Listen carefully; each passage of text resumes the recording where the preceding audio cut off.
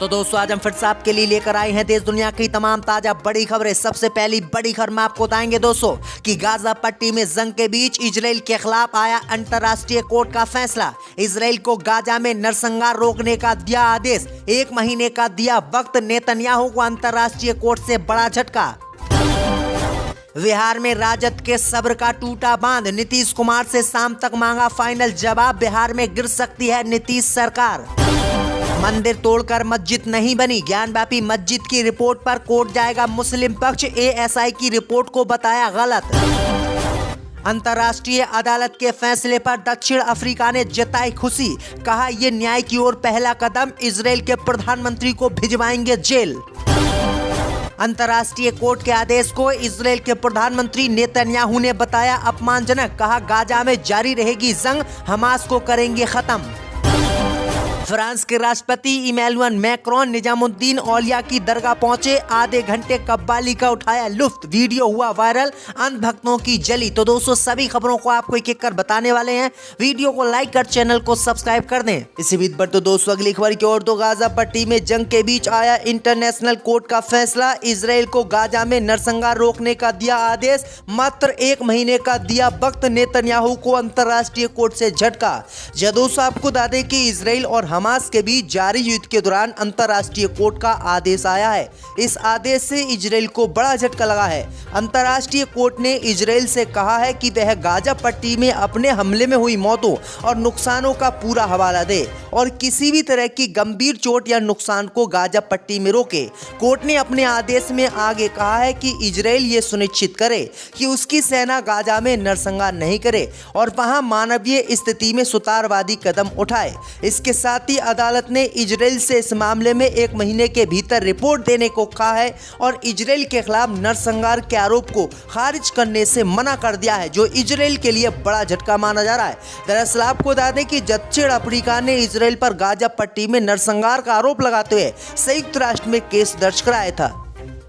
इसी बीच पर तो दोस्तों अगली खबर की ओर, तो मंदिर तोड़कर मस्जिद नहीं बनी, ज्ञानव्यापी मस्जिद की रिपोर्ट पर कोर्ट जाएगा मुस्लिम पक्ष।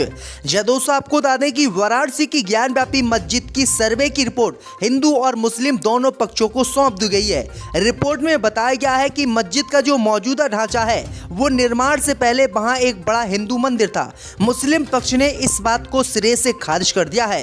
मुस्लिम पक्ष की तरफ से अंजुमन इंतजामिया कमेटी के वकील अखलाक अहमद ने साफ कहा है कि मंदिर को तोड़कर कभी मस्जिद बना ही नहीं गई है और एएसआई की रिपोर्ट को कायदे से पढ़ने के बाद वो कोर्ट में आपत्ति दाखिल करेंगे और कोर्ट में इस मस्जिद को लेकर लड़ाई लड़ेंगे। उन्होंने साफ कहा है कि हमने बाबरी मस्जिद तो एएसआई की रिपोर्ट पर दे दी, लेकिन ज्ञानव्यापी मस्जिद को कभी हम शहीद नहीं होने देंगे और यहाँ पर कभी भी मंदिर नहीं बनने देंगे, क्योंकि हम मुसलमान मंदिर तोड़कर कभी मस्जिद बनाते ही नहीं है।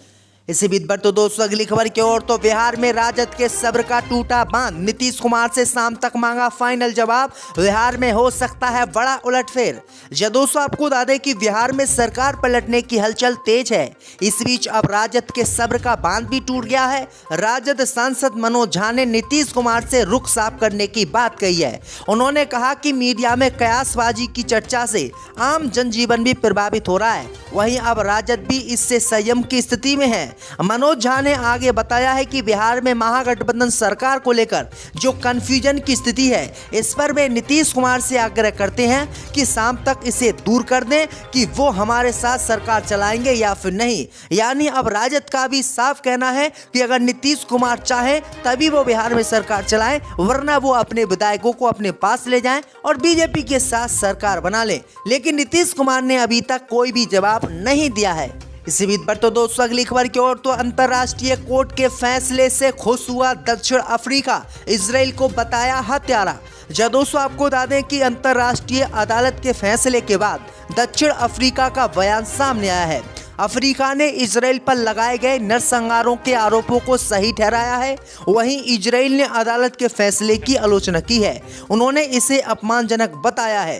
दरअसल आपको बता दें कि दक्षिण अफ्रीका ने कहा कि जो बात हमने अंतर्राष्ट्रीय कोर्ट में कही थी वो बातें सारी कोर्ट ने हमारी मानी है और इजराइल पर नरसंहार का आरोप खारिज करने से इनकार कर दिया है। वहीं आपको बता दें कि अब जंग खत्म होने के बाद अंतर्राष्ट्रीय कोर्ट इजराइल पर प्रतिबंध लगाएगा और इजराइल के प्रधानमंत्री नेतन्याहू को जेल भेजेगा। इसी बीच पर तो दोस्तों अगली खबर की ओर तो फ्रांस के राष्ट्रपति इमैनुअल मैक्रोन निजामुद्दीन औलिया की दरगाह पहुंचे, आधे घंटे तक कव्वाली का उठाया लुत्फ। जो दोस्तों आपको बता दें कि फ्रांस के राष्ट्रपति इमैनुअल मैक्रोन ने शुक्रवार को दक्षिणी दिल्ली में हजरत निजामुद्दीन औलिया की दरगाह का दौरा किया। निजामुद्दीन औलिया की दरगाह दिल्ली के निजामुद्दीन स्थित पश्चिमी क्षेत्र में स्थित सूफी संत ख्वाजा निजामुद्दीन औलिया की दरगाह है। फ्रांस के राष्ट्रपति इमैनुअल मैक्रोन ने निजामुद्दीन औलिया की दरगाह में लगभग आधे घंटे तक कव्वाली का लुत्फ उठाया, जिसका वीडियो सोशल मीडिया पर वायरल हो रहा है। फ्रांस के राष्ट्रपति इमैनुअल मैक्रोन के साथ विदेश मंत्री एस जयशंकर भी निजामुद्दीन औलिया की दरगाह पहुंचे थे। 26 जनवरी को इमैनुअल मैक्रोन निजामुद्दीन औलिया की दरगाह में रात 9:45 बजे पहुंचे थे। तो ये बड़ी अपडेट आ रही दोस्तों कि ये वही प्रधानमंत्री है जो फ्रांस में मुसलमानों को आतंकवादी, फ्रांस में मुसलमानों पर प्रतिबंध लगाता है, लेकिन भारत में किस तरह से ये दरगाह घूम रहा है। इसी बीच पर तो दोस्तों अगली खबर की ओर तो अंतर्राष्ट्रीय कोर्ट के फैसले को नेतन्याहू ने बताया अपमानजनक, कहा गाजा में जारी रहेगी जंग। दोस्तों आपको बता दें कि गाजा में नरसंहार को लेकर इजराइल के प्रधानमंत्री बेंजामिन नेतन्याहू ने अंतर्राष्ट्रीय कोर्ट के आदेश की कड़ी आलोचना की है। उन्होंने अंतर्राष्ट्रीय कोर्ट के आदेश पर निशाना साधा और उससे अपमानजनक बनाते हुए खारिज कर दिया। पीएम नेतन्याहू ने कहा कि हम अपने देश और अपने लोग की रक्षा के लिए जो भी आवश्यक होगा वह कार्रवाई जारी रखेंगे। नेतन्याहू ने कहा कि हर देश की तरह इजराइल को अपनी रक्षा करने का बुनियादी अधिकार है। अंतर्राष्ट्रीय कोर्ट ने हमें इस अधिकार से वंचित नहीं कर सकता। आपको बता दें कि अंतर्राष्ट्रीय कोर्ट ने इजराइल के खिलाफ कल ही आदेश दिया था और नेतन्याहू के खिलाफ कार्रवाई करने की बात कही थी। इसी से नेतन्याहू बौखला गया है और उसने अंतर्राष्ट्रीय कोर्ट के फैसले को मानने से इनकार कर दिया है और गाजा में जंग जारी रखने की बात कही है। इसी बीच पर तो दोस्तों अगली खबर की ओर तो बिहार में मची उथल पुथल के बीच ममता बनर्जी ने नीतीश कुमार पर साधा निशाना, कहा नीतीश के इस्तीफा देने से इंडिया गठबंधन पर नहीं पड़ेगा फर्क। दोस्तों आपको बता दें कि बिहार के मुख्यमंत्री और जेडीयू प्रमुख नीतीश कुमार के इंडिया गठबंधन छोड़ने और राज्य में भाजपा के साथ फिर से जुड़ने की अफवाहों के बीच पश्चिम बंगाल की मुख्यमंत्री ममता बनर्जी ने बड़ा बयान दिया है। ममता बनर्जी ने कहा कि कुमार के बाहर निकलने से विपक्षी गठबंधन इंडिया पर ज्यादा असर नहीं पड़ेगा।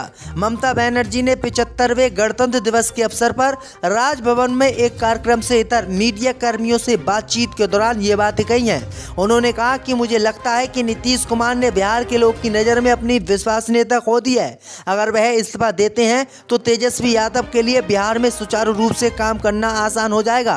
हाल ही में ममता ने घोषणा की थी कि उनकी पार्टी टीएमसी कांग्रेस पश्चिम बंगाल में आगामी लोकसभा चुनाव अकेले लड़ेगी और इसी बात के बाद उन्होंने अब बिहार के मुख्यमंत्री नीतीश कुमार पर निशाना साधा है। इसी बीच पर तो दोस्तों अगली खबर की ओर तो पाकिस्तान के केयर टेकर प्रधानमंत्री की भारत को गीदड़ धमकी। दोस्तों आपको बता दें कि पाकिस्तान के प्रधानमंत्री अनवर उल हक काकर ने भारत के खिलाफ जहर उगलने का मौका कभी नहीं छोड़ा है। हाल ही में ईरान के हमले के बाद जवाबी कार्रवाई करते हुए ईरान के सीमावर्ती इलाकों पर हमला किया था। एक प्रेस कॉन्फ्रेंस में जब ईरान पाकिस्तान के रिश्तों पर सवाल किया गया तो उन्होंने किसी पे निगाहें और कहीं निशाने वाले अंदाज में कहा कि पाकिस्तान अपनी संप्रभुता की रक्षा करना जानता है। पाकिस्तान के प्रधानमंत्री ने कहा कि इस महीने की शुरुआत में तेहरान द्वारा पाकिस्तान पर हमला करने के बाद ईरान के अंदर पाकिस्तान के जवाबी हमलों को दक्षिण एशियाई राष्ट्र की संप्रभुता के उल्लंघन के परिणामों के रूप में बताया गया है।